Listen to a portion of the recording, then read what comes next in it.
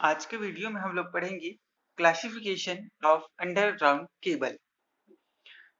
तो जो underground cable है उसका मुख्य रूप से जब क्लासिफिकेशन करते हैं तो ये डिपेंड करता है इसके टाइप्स ऑफ इंसुलेटिंग मटेरियल के ऊपर में कि जिस इंसुलेटिंग मटेरियल से मिलके ये केबल बना होता है उसके आधार पे इसका क्लासिफिकेशन करते हैं।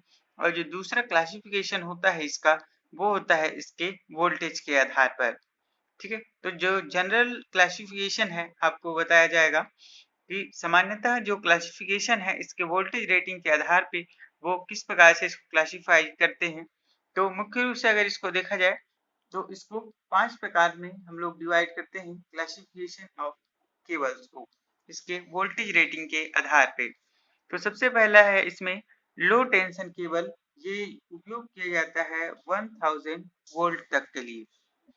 ठीक है, तो जो लो टेंशन केबल होता है सामान्यतः इसके लिए इसको हम लोग कहाँ तक यूज करेंगे 1 केवी आप बोल सकते हो या फिर 1000 वोल्ट तक के लिए यूज किया जाता है। इसको बोलते हैं लो टेंशन केबल। ये सिंगल कोर भी हो सकता है, 2 कोर भी हो सकता है, 3 कोर भी हो सकता है, ये डिपेंड करता है इसके सर्विस के ऊपर। बट इसका जो ऑपरेटिंग वोल्टेज है वो 1000 वोल्ट के आसपास ही रहेगा। ठीक है, दूसरा जो इसमें इसका जो टाइप्स है वो है हाई टेंशन केबल। ये यूज होता है 11 केवी के लिए, 1100 है ना, 1000 ये जो दूसरा केबल है वो है आपका 11 केवी तक के लिए हम लोग यूज कर सकते हैं। इसको बोलते हैं हाई टेंशन केबल। ठीक है, तो ये भी जो है डिपेंड करता है इसके सर्विस के ऊपर, सिंगल कोर या फिर 3 कोर, बहुत सारे ऑप्शंस होते हैं इसमें। तो इसका सेकंड जो क्लासिफिकेशन यदि इसको बोला जाए तो ये है हाई टेंशन केबल। तीसरा जो क्लासिफिकेशन करते हैं हम लोग वो है सुपर टेंशन केबल। ये यूज किया जाता है 22 केवी से लेके 33 केवी तक। ठीक है, ये इंडस्ट्रियल यूज के लिए सामान्यतः इसको हम लोग यूज करते हैं। तो सुपर टेंशन केबल 22 केवी से लेके 33 केवी तक, इसको याद रखेंगे। इसके बाद है एक्स्ट्रा हाई टेंशन केबल। ये यूज करते हैं हम लोग 33 केवी से लेके 66 केवी तक। ठीक है, उसके बाद जो लास्ट है इसमें वो है extra super tension cable. Beyond 132 केवी आप देखेंगे तो जो भी केबल यूज होता है 132 केवी से ऊपर के लिए उसको बोलते हैं एक्स्ट्रा सुपर वोल्टेज केबल। ठीक है, तो अलग अलग एप्लीकेशन के आधार पे साथ ही साथ इसके वोल्टेज रेटिंग के आधार पे मुख्य रूप से इसको 5 प्रकार में क्लासिफाई किया गया है।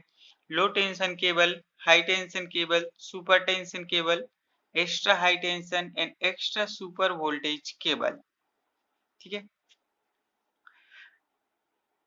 केबल जो होता है वो मुख्य रूप से अगर इसको क्लासिफाई किया जाए इसके कोर के आधार पे तो ये होता है single core cable, 2 core cable, 3 core cable and 4 core cable etcetera, है ना। अब इसके सर्विस के आधार पे अगर आप बोलेंगे तो सिंगल फेज और 3 फेज।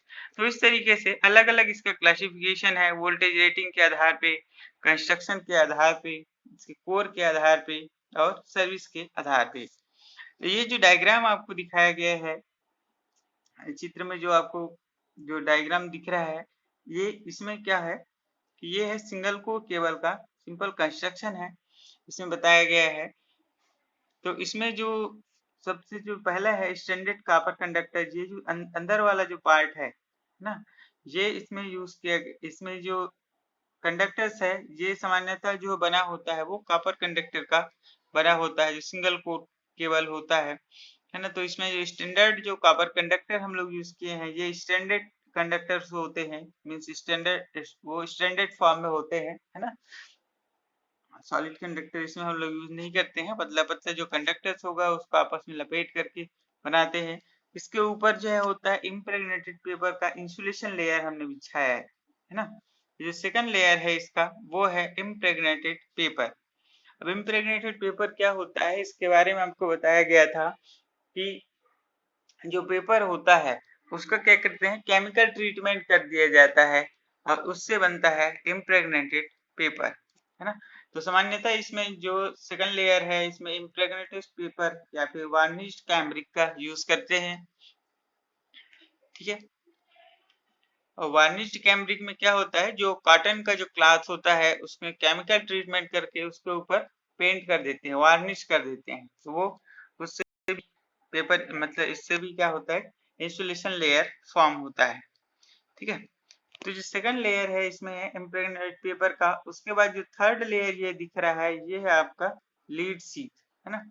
लीड शीट क्या होता है कि जो इम्प्रेग्नेटेड पेपर होता है वो उसकी प्रॉपर्टी होती है कि वो नमी को एब्जॉर्ब करता है ना। हाइग्रोस्कोपिक प्रॉपर्टीज पाया जाता है इम्प्रेग्नेटेड पेपर में। तो लीड शीट क्या काम करेगा कि जो लीड शीट होता है ये सामान्यतः लीड का या फिर एल्यूमिनियम का बना होता है, ये मॉइस्चर को अंदर जाने से रोकता है ना। तो इसका जो सामान्यतः अगर उपयोग देखा जाए लीड शीट का, तो वही होता है कि ये कंडक्टर्स को मॉइस्चर से बचाता है, साथ ही साथ जो हार्मफुल गैसेस हैं और जो अल्कलाइंस पाए जाते हैं, है ना, जमीन के अंदर, क्योंकि केबल जो होता है अंडरग्राउंड हम लोग इसको यूज करते हैं, तो उसमें जमीन के अंदर जो है एसिड्स होते हैं, एल्कलाइन होते हैं, हार्मफुल गैसेस होता है, साथ ही साथ जो मॉइस्चर होता है, ये सबसे केबल्स को प्रोटेक्ट करने के लिए हम लोग यूज करते हैं लीड शीट। तो ये सामान्यतः दोनों प्रकार के केबल में आपको देखने को मिलेगा, सिंगल कोर और 3 कोर केबल में। ठीक है, इसके बाद जो चौथा लेयर होता था इसमें आर्म मतलब बेडिंग होता था, और उसके बाद फिर पांचवा लेयर, जैसे हम लोग इसके कंस्ट्रक्शन में पढ़े थे, है ना, तो वो जो कंस्ट्रक्शन आपने पढ़ा था वो जो है वो लार्ज रेटिंग वाले जो केबल था उसका सामान्यतः हमने बताया था। तो उसमें क्या होता है कि सबसे पहला जो है वो कंडक्टर्स का लेयर होता था, सेकंड में जो है इम्प्रेग्नेटेड पेपर होता है, थर्ड में लीड शीट यूज करते हैं, फोर्थ लेयर जो है उसमें बेडिंग होता है, पांचवा लेयर जो है फिफ्थ लेयर आर्मरिंग का होता है, और फिर जो सिक्स लेयर था वो सर्विंग होता था। अब यहाँ पे जो सिंगल कोर केबल होता है, जो कि इसका ऑपरेटिंग वोल्टेज जो है वो कम है, इसलिए यहाँ पे जो आर्मरिंग है इसको हटा दिया गया है।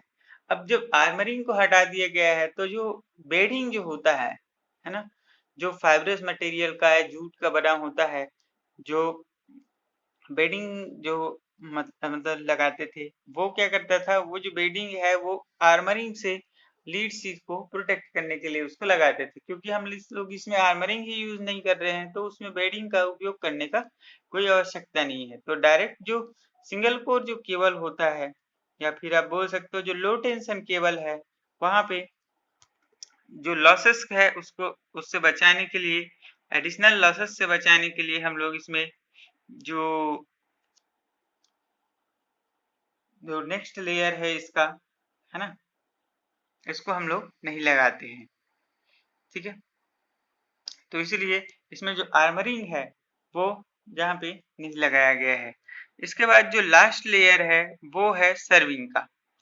तो ये जो सर्विंग है सामान्यतः जो है पीवीसी उसका बना होता है, पॉलीविनाइल क्लोराइड का, या फिर जो है ये जूट का बना होता है। इसमें जो इसके कंस्ट्रक्शन के आधार पर जो बताया गया है कि सामान्यतः in order to protect the lead sheet from the corrosion, overall serving of compressed material is provided। जो कंपाउंड फाइब्रस मटेरियल का एक जो लास्ट लेयर है जिसको हम लोग सर्विंग बोलते हैं, ये उसका बना होता है।